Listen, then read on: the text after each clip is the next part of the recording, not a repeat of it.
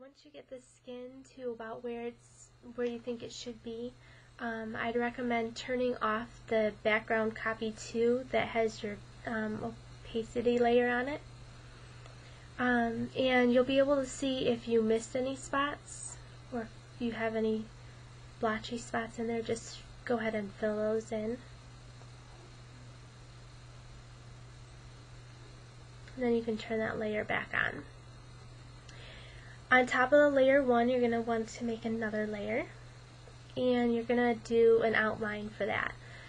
So you'll grab the eyedropper again, turn the top background copy on so that you can get a new color, and you just want something that's a little bit darker than what you have, but not so dark that it's too bold. The bottom half of that circle is showing me the color that I previously used, so that's the color of his face, and the top half of that circle is showing me the color that I am now choosing, just for those of you who are new to Photoshop.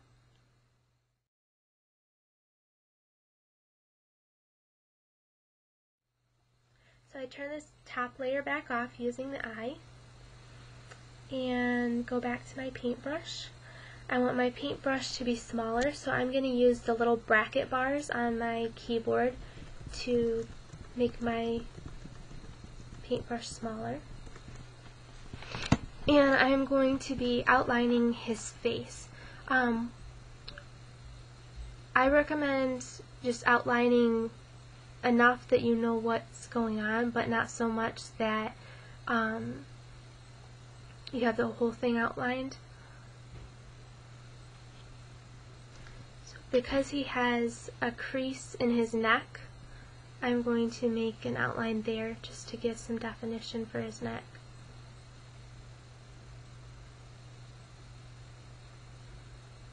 Also going to outline his jaw a little, his chin.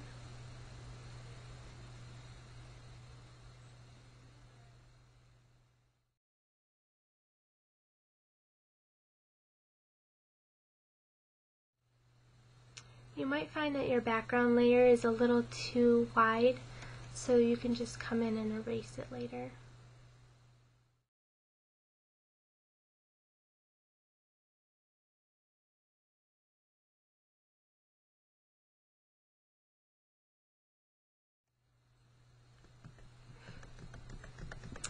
And that's the other thing you're going to want to watch, is what layer you're painting on.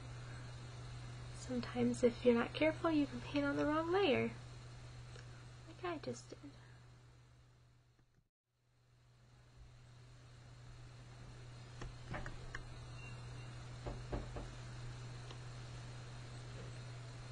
Okay, so all I did was add some more detail to his face, and some of the spots I didn't want as bold as others, like the spots on his eyes to indicate that he's smiling, and the scar under his chin. So all I did to those was put them on a separate layer from the regular outlines and make them somewhat transparent. The marks by his eyes, I just put those to 25% opacity, and the scar on his chin, since it's a little bolder, is at 50% opacity. So I'm going to add another layer, and now I need to work on his eyes. I want to put white in his eyes, and I can put color in those. And for this layer, it is actually going to have to go behind the layer that has the outline. So you're going to want to slide this layer just by dragging it and dropping it below the layer with the outline. You can figure out what layer has the outline by turning on and off the different layers just to see what it affects. So I'm going to go back to layer 6.